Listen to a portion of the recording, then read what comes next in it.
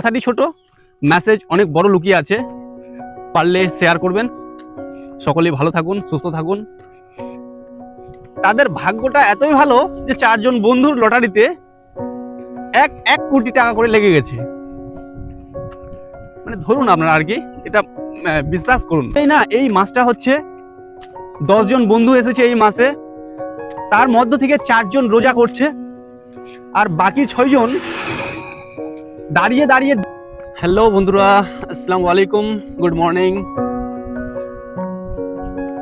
আজ 2 মার্চ 2026। আজকে আমার কাছে বলার মতো কোনো টপিক নেই, বলার মতো কোনো বিষয় নেই। তবে আজ আমি যে কথাটি আপনাদের কাছে শেয়ার করতে চাচ্ছি, এটা হচ্ছে, ধরুন আমরা বাজারে গেছি,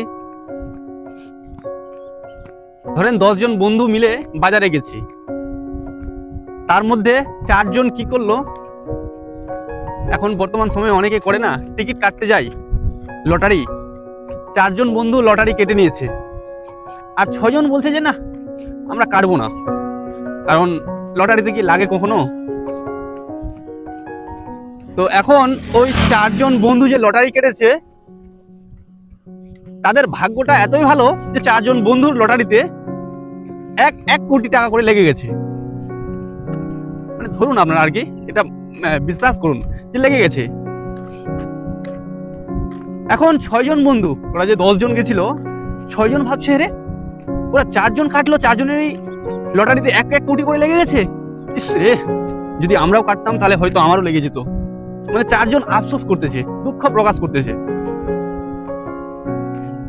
আসলে এই কথাটি কেন বললাম, এই যে মাসটা কেটে যাচ্ছে জানেন তো, এই যে মাস কেটে যাচ্ছে ফেব্রুয়ারির 18 থেকে আজ 2 মার্চ, বাকি আরো সম্ভবত 17 কিংবা 18 মার্চ পর্যন্ত এই যে একটি মাস কেটে যাচ্ছে, এটা ঠিক একই রকম ওই লটারি। যারা রোজা করতেছে তারা ভাববে, মানে যারা রোজা করতেছে না তারা ভাবছে ইস কেন করলাম না রে, এত সুন্দর একটা মাস চলে গেল। যারা নামাজ পড়তেছে না তারা ভাবে ইস কেন করতে পারলাম না রে, যদি করে নিতাম হয়তো আল্লাহ আমাদের অনেক সওয়াব দিত, মৃত্যুর পর আমাদের জান্নাত থাকতো। যদিও এটা বলা উচিত না যে মৃত্যুর পর জান্নাত পাবো বা পাবে, আসলে আমি একটা অনুমান করতেছি ওই যে লটারি সেটাকে নিয়ে। তো আসলেই না, এই মাসটা হচ্ছে 10 জন বন্ধু এসেছে এই মাসে, তার মধ্য থেকে 4 জন রোজা করছে আর বাকি 6 জন দাঁড়িয়ে দাঁড়িয়ে দেখতেছে এই রোজা করে কি লাভ। ওই যেরকম 4 জন বন্ধু টিকিট কাটছিল আর 10 জন বলছিল না যে আমাদের ভাগ্যে লাগবে না, আমরা পাবো না, বাকি 4 জনের ভাগ্যে লেগে গেছে 1 কোটি টাকা করে। আর বাকি 6 জন তো পরে আফসোস করতেছে কি করলাম, কেন কাটলাম না। ঠিক একই রকম ভাবে 10 জন বন্ধু এই মাসে এসেছে, তার মধ্যে 4 জন রোজা করছে, নামাজ পড়ছে, বাকি 6 জন দাঁড়িয়ে দাঁড়িয়ে দেখতেছে যে এখন নামাজ করে কি লাভ, রোজা করে কি লাভ, এখন অনেক টাইম বাকি আছে। যখন এই মাসটা বের হয়ে যাবে তখন ওরা ভাববে ইস যদি এই মাসে রোজাটা করে নিতাম, যদি এই মাসে নামাজ তারাবি পড়ে নিতাম, সুদ ঘুষ খাওয়া যদি ছেড়ে দিতাম, যদি ভালো কাজে একটা মাস নিজেকে ব্যয় করতে পারতাম, হয়তো আমাদের অনেক ভালো হতো। মানে ওই 6 জন বন্ধু যেটা ভাবছে আর কি। তো বন্ধুরা,